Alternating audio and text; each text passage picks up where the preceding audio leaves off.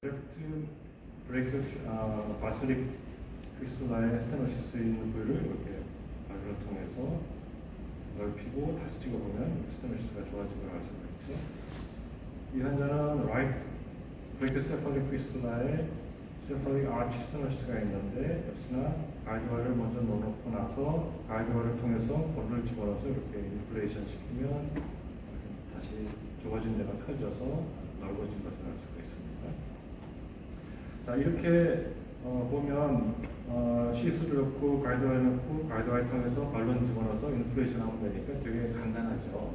간단합니다. 그래서 실제로 병변이 하나고 이렇게 쉽게 가이드와이어가 들어가면 5분이면 끝날 수도 있어요. 그러나 항상 그렇게 쉽지 않겠죠. 뒤에 이제 혈전 제거술에 대해서 할 때 설명을 드리면 트롬보시스로 막히는 것은 기본적으로 혈관 협착이 점점 심해져서 블러드 플로우가 너무 느려지면 트롬보시스가 생기고 막히는 거죠. 그래서 혈전 제거술은 우선 원인이 되는 혈관 협착을 풍선 확장을 해서 치료하는 과정하고 트롬보시스가 차 있는 것을 제거하는 과정, 이 두 가지가 이제 필요한데요. 이 혈관 협착 치료는 앞에 보인 대로 풍선 확장하면 되는 거고요.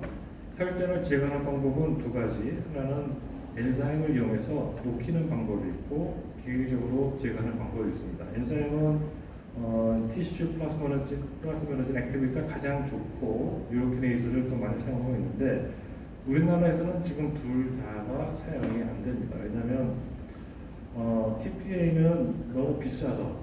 왜냐하면 우리나라에서는 이게 마이오카르디얼 인파크션에만 보험이 돼서 100mg짜리 바이알만 있어요. 근데 실제 이 피스툴라의 스트롬백터미를 위해서는 2mm에서 4mm만 있으면 되거든요. 그러면 50ml짜리 바이알을 뜯으면 46에서 48mm를 버려야 되는 거예요.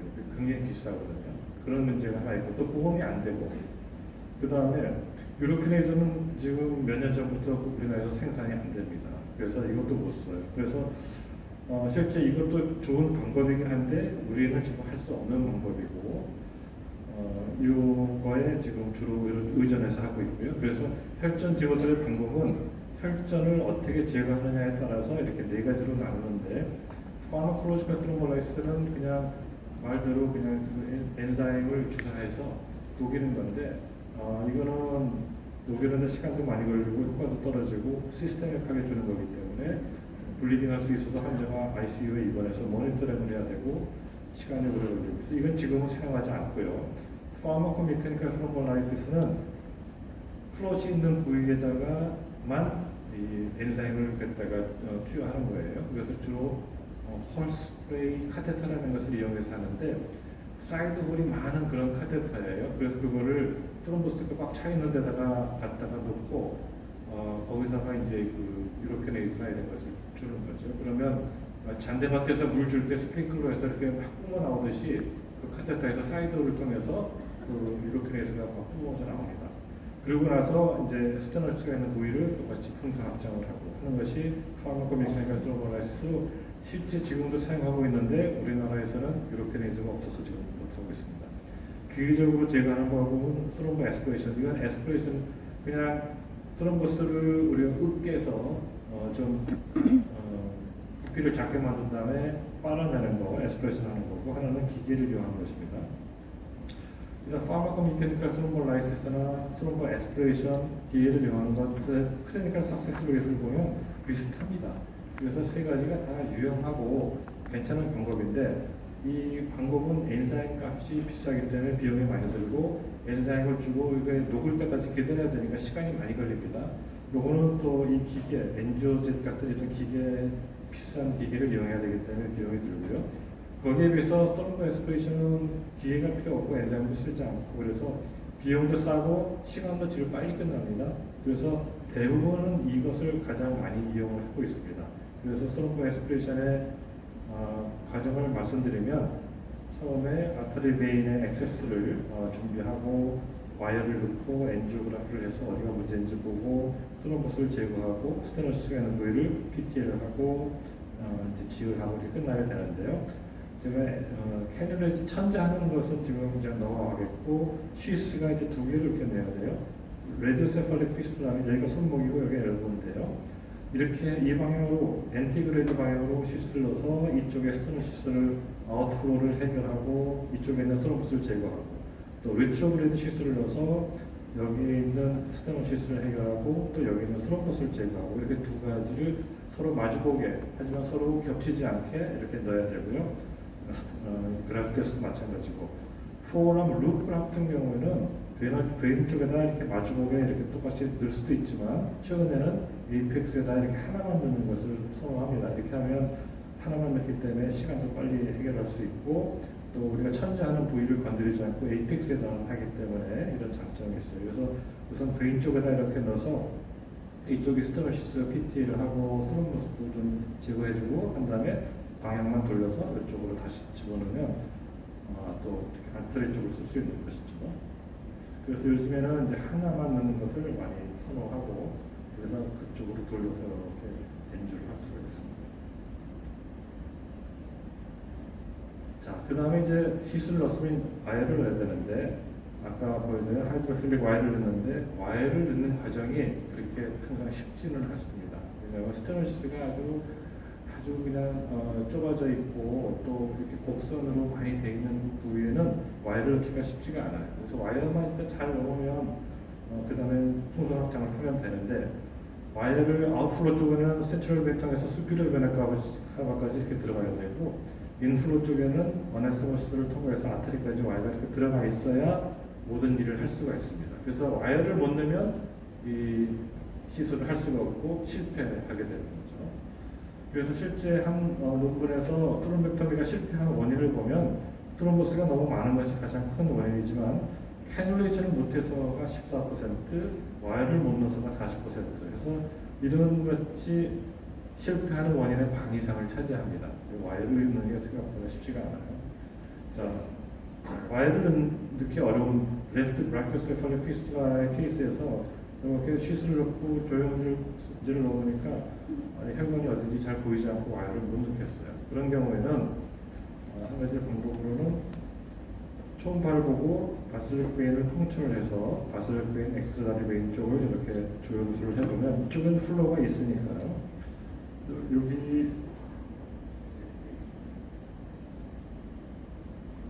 여기에 보면 조금 이렇게 뭔가 힌트가 보이는데 이게 세팔릭 베인, 세팔릭 아치에서 이렇게 연결되는 부위거든요. 이런 걸 보고 거꾸로 바슬릭 베인에서 거꾸로 이렇게 세팔릭 베인 쪽으로 와이어를 넣어서 그쪽에 있는 세팔릭 베인에 있는 쉬스에서 스네어라는 걸 집어넣어서 이걸 이렇게 끌어당겨서 쓰는 방법이 있습니다. 그러면 바슬릭 베인을 통해서 와이어를 이렇게 넣고 또 세팔릭 베인을 통해서 스네어를 가지고 이렇게 작업해서 와이어를 넣을 수가 있습니다. 그래서 이렇게 PT를 스롬벡터미로 성공할 수가 있는 거고요.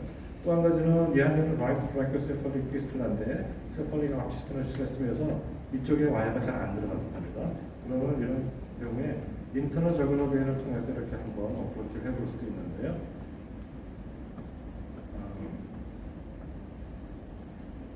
인터널 저글러 베인을 통해서 서큘레이션 베인을 통해서 거꾸로 이렇게 세팔릭 아치를 통해서 이렇게 와이어를 넣을 수가 있어요. 그러면 글로 통해서 이렇게 발론을 집어넣어서 쭉 밑에까지 스롬버스를 다 으깨고 또 에스프레션 하는데 이용할 수가 있는 것이고요. 이렇게 해서 이렇게 잘 성공할 수 있습니다. 이 케이스는 레프트 레디오세팔릭 피스툴라인데 여기가 너무 이렇게 좁아져서 이쪽에서 와이어를 못 넣었어요. 그런 경우는 브레이킹 아트를 통해서 레디얼 아트를 통해서 이렇게 와이어를 넣고 나서 그 다음에 이쪽에 있는 세팔릭 베인에 있는 쉬스를 통해서 스네어를 가지고 다시 또 이렇게 끌어당길 수가 있는 것이죠. 이것이 이제 스네어입니다. 그 다음에 이제 엔지오그라피를 해야 되는데요. 보통 엔지오그라피는 디스탈부터 센트럴 프록시말로 이제 찍는 것이 보통입니다. 자, 레프트 레디오세팔릭 피스툴라면 포어암 찍고 그 다음에 어퍼암 찍고 그 다음에 숄더 있는 데 찍고 그 다음에 센트럴 베인을 이렇게 찍고 그 다음에 마지막으로 우리가 아트리 쪽을 보기 위해서 이렇게 찍는데요. 여기를 손으로 베인을 막고 조영제를 여기서 하면 조영제가 거꾸로 백플로를 통해서 이렇게 안에 스모시스하고 아트리가 보이게 되는데 이것을 그래서 리트로그레이드 엔지오그라피라고 표현합니다. 그런데 스럼버스가 생긴 경우에는 여기가 스럼버스가 차이기 때문에 이렇게 찍으면 스럼버스가 다 아트리로 밀려 들어가겠죠. 그래서 이런 걸 할 수가 없어요.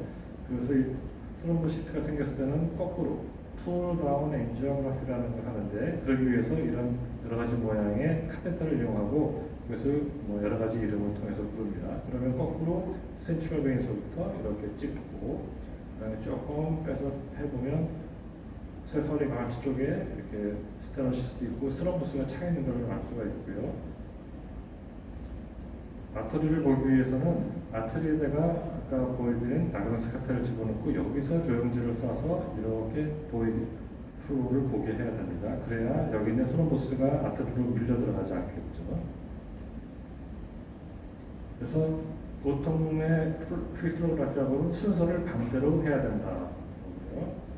그 다음에 이제 이런 뭐 레디케이션이 필요하고 자, 두 가지 한번 따라가서 해보겠습니다. 어프랑 스트레이트 그래프인데요. 폴다운 엔지오그래피가 센트럴 베인 괜찮았고 그래프트하고 베인 연결한 부위에 스테노시스가 있었어요. 그러면 그 다음에 그 위에 PTA를 하고 그 다음에 그래프트에 있는 부위도 다 PTA를 해서 이 안에 있는 스럼버스를 다 매스터레이트, 그러니까 굳게 놓는 거죠. 그래야 이것을 우리가 에스프레이션 해낼 수가 있습니다. 그 다음에 아트리 쪽을 이렇게 카트를 이용해서 아트리오그라피를 해보니까 여기 이렇게 스럼버스가 차 있는 게 보입니다. 그럼 그것들을 다 이제 에스프레이션 하기 위해서 발론을 넣어서 이렇게 쭉 잡아당기면 여기 있는 스럼버스가 스위스로 쭉 밀려 들어가게 되죠. 그래서 에스프레이션 하고 그래서 이제 이렇게 잘 개통을 할 수가 있습니다. 시간이 조금 초과돼서 이건 넘어가겠고요. 항상 이렇게 이제 에스프레이션이 잘 되는 건 아니고요. 그래서 이 현장 같은 경우에는 이렇게 애뉴리즘이 큰 게 있고 여기에 이제 스럼버스가 꽉 차 있으면 아무리 양쪽에서 시술을 넣고 에스프레이션을 해도 잘 안 나옵니다. 그런 경우에 마지못해 여기에다가 발론을 넣어서 발론 인플레이션 시키면 브랑키얼 아트리얼 플로우가 일로 들어오질 않게 막아놓고 플로우를 막아놓은 다음에 이 애뉴리즘을 좀 인수전을 해서 켈리 같은 걸로 이렇게 스럼버스를 끄집어내는 이게 사실은 이제 보통은 이제 이런 경우가 생기면 외과에서 저는 이제 의뢰해서 서지컬 소노벡터를 하는데 경우에 따라서 이제 외과에서 그때 이제 할 수가 없는 그런 상황이면 이제 저희가 이제 이렇게 하기도 합니다. 그래서 이렇게 해서 끄집어내면 이런 스럼버스가 나오고 이런 것들은 에스프레이션이 눈으로 봐도 안 되겠죠. 내가 이제 이런 경우에는 이제 그렇게 하고 나면 깔끔하게 다 빠질 걸 알 수가 있습니다. 마지막으로 슈처하고 끝나는 거고요. 슈처보다는 사실 매뉴얼 컴프레션을 저는 선호하는데 이제 환자가 많을 때는 이제 슈처를 하게 되죠. 마지막으로 혈관 특수술은 두 가지 방법이 있는데 시간 관계상 한 가지만 보여드리겠습니다. 최근에는 이제 주로 이렇게 하는데요. 시술을 리트로그레이드 방향으로 하나 집어넣고요. 여기를 이제 좁히려고 하는 거죠. 혈관을 좁히려고 하는 건데 이를 통해서 발론을 집어넣습니다. 발론은 내가 원하는 사이즈로 이 혈관을 내가 3mm로 좁히겠다 그러면 3mm 발론을 넣고 4mm로 좁히겠다 그러면 4mm 넣으면 되고요. 그 다음에 이 양옆을 이렇게 스킨을 한 0.5cm 이내로 인수전을 합니다. 그 다음에 이제 모스키토 가지고 혈관의 아래쪽을 박리해서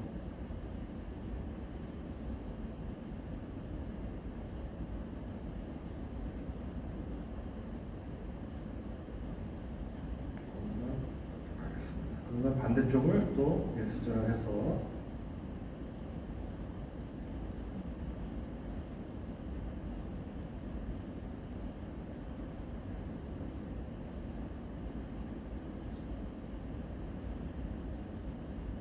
이제 absorbable suture, 녹지 않는 suture를 가지고 이렇게 꿰인 다음에 그 다음에는 혈관의 위쪽을 강조해서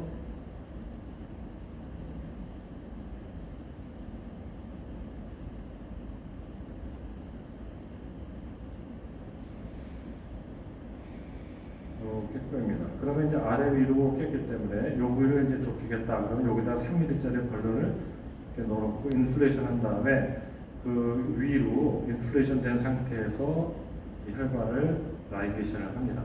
묶어서 스릴이 없어졌는지 만져보고 없어졌으면 쟤도 다 묶였구나 이렇게 알 수가 있고요.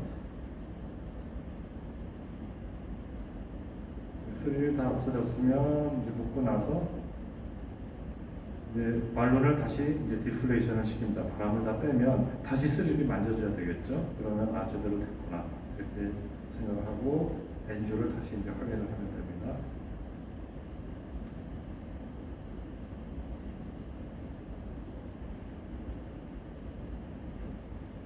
그러면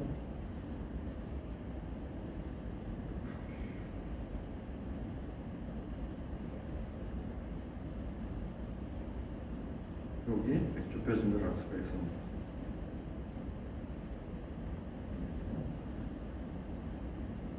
자, 요 사진 하나만 보여드리면 right brachiocephalic fistula인데 이렇게 한번 밴딩을 했는데 혈류량을 축소시켰는데 여기 보면 이 디스탈로 내려가는 브라키얼 플로우가 거의 없어요. 그러니까 스틸 신드롬이 증상이 생겨서 그런 경우에 이거 옆에다 하나를 더 이렇게 밴딩을 해주니까 이게 쭉 내려가는 걸 볼 수 있습니다. 그러면 스틸 신드롬 같은 경우에는 이 밴딩을 하는 동시에 환자가 증상이 굉장히 좋아지는 걸 느낄 수가 있습니다. 여기까지 하겠습니다.